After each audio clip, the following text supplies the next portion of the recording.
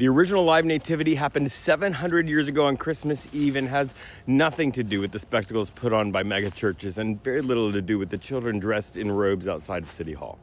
Hi, I'm Jeremy. I'm a deep skeptic, also a pastor. There were no lasers, there were no drummer boys suspended on cables above the crowd, and there was absolutely no mention of the war on Christmas. It happened in 1223 outside of a little city named Greccio, about 50 miles away from Rome, and it was put on by a guy you may have heard of called Francis. Not the Pope, but the original Francis, aka Saint Francis. So a guy named Solano asks Francis to put this on. He says that he wants to see with his bodily eyes the babe born in Bethlehem. Now, it seems kind of normal to us to think of this happening, but this has never happened before. So Francis gets with his friend John, and they find a cave that is like on a rock face where they're gonna make this happen. So the cave is about the size of a bedroom, and it spills out onto this flat kind of terrace area that's about 30 feet wide. And behind that flat terrace area is a sheer drop-off on the face of the cliff. And this is gonna be part of a midnight mass on Christmas Eve. So it's dark. Francis and John light the cave in the area with torches. And then when everybody comes down to see this, they are all carrying torches.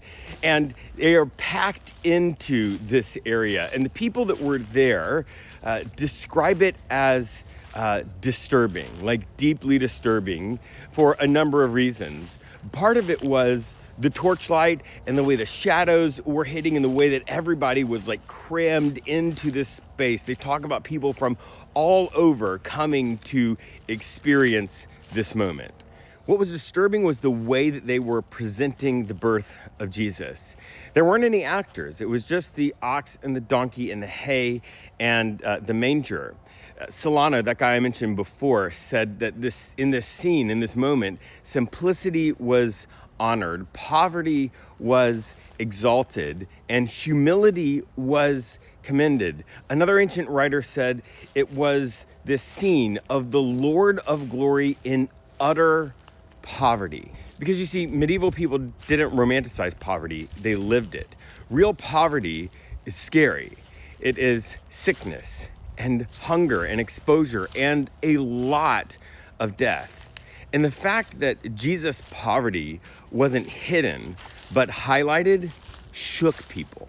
And then St. Francis gets up and delivers what is in the running for the most unsettling sermon in history. It's not unsettling because it's some sort of hellfire, scary sermon. It's because, well, one of the ancient writers says that he was bathed in tears. Solano says that his voice trembled with emotion and his words caught in his throat. One of the ancient writers says that when he said the word Bethlehem, he kind of bleated it like a sheep because, St. Francis was ugly crying.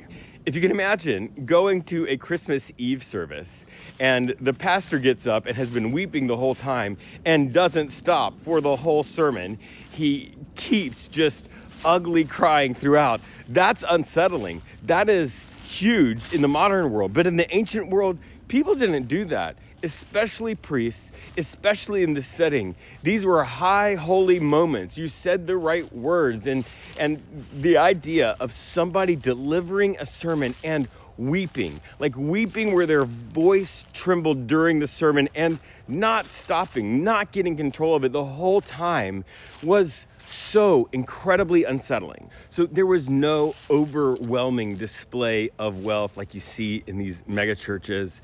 There was no call to bring God back into politics in the city square. What was being communicated here is that Jesus was desperately poor, that his family was incredibly poor, so poor that they couldn't even find and afford a proper place for him to be born. And that was the life God chose to live when God chose to come to earth. This is a massive pushback on the idea that the blessing of God is wealth. And it says that God is so concerned with the poor and with poverty and with injustice, that God chose to come and live in poverty. That shook people back then, and it should shake us now.